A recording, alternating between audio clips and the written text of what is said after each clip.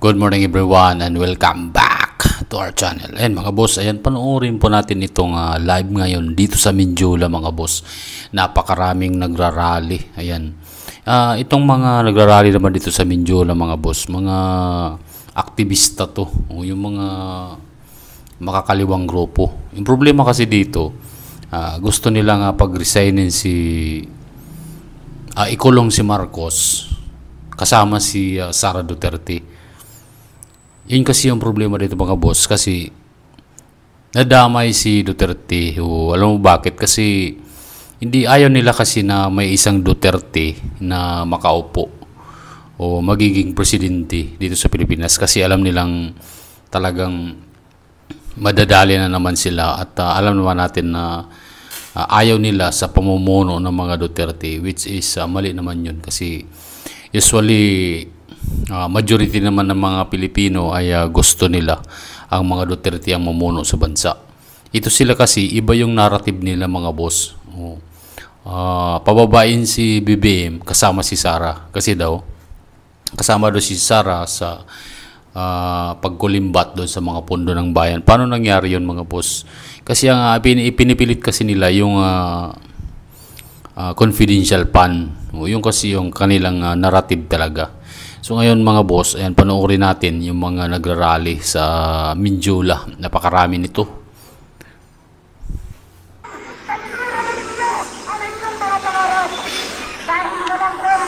Ang anumang pangarap, ang nagsinasako ng gobyerno ang ating kinabukasan.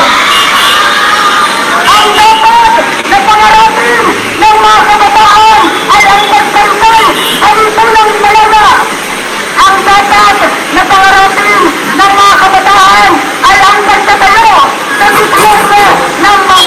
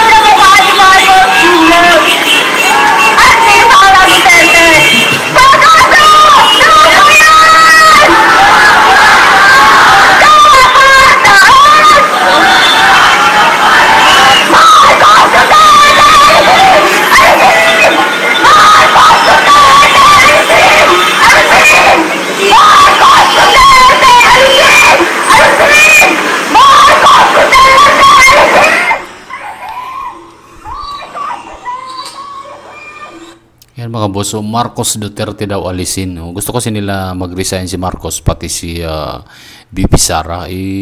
Siyempre kung sino man talaga yung nagkasala dyan sa flood control, yung mga kung anumang mga nangyayari dito sa Pilipinas. Siyempre walang iba kundi yung presidente kasi siya kasi yung chinugkuman dyan. Siya yung may hawak lahat-lahat. So ngayon, yun yung sinasabi nila na hindi rason yung sasabihin ng presidente na wala siyang alam. Malabo po yun kasi unang-una bago pinirma o bago nalabas yung budget, siya yung huling pumirma dyan. So may pananagutan talaga siya kasi kung ano man yung mangyari dun sa mga budget, kung naging substandard ba yung mga project o yung mga ghost project, hindi natin masasabi na wala siyang alam dyan mga boss kasi talagang kung ikaw presidente, maraming mga intelligence dyan so hindi natin na sasabihin ng presidente na wala siyang kinalaman dyan sa mga korupsyon na nagaganap kasi talagang sakop niya yan. Lalong-lalo pa naman ngayon na ang sabuatan mga ahensya ng gobyerno, kaya talagang masakit-sakit din talaga yan mga boss kasi trilyon po yung nawalang pera sa gobyerno. So talagang malaking pera po yun. Katulad ng mga nalalaman natin o napapanood natin dito sa balita o sa mga video na talagang napunta dun kay Martin Romualdez at kay Bongbong Marcos yung pera na mali-malita na dinideliver nila Master Sergeant Cutisa. So pangalawa, itong pagbubunyag ayan ni ng kapatid niya na talagang gumagamit daw umano si Bongbong Marcos ng ipinagbabawal na gamot. Kung tutusin yun palang ground for na yan mga boss, dapat mag-step down na yung presidente. Kasi nakakahiya na tayo sa buong mundo mga boss, talagang pinagtatawanan tayo sa ibang bansa. So ewan ko lang mga boss kung ano yung magiging pulot dulo nitong nangyayaring korupsyon sa ating bansa. Kayo mga boss, kung meron kayong mga opinion dyan, please like, share, and paki-subscribe na rin mga boss sa ating channel at magbahagi kayo ng mga opinion nyo dyan sa comment section at maraming salamat mga boss.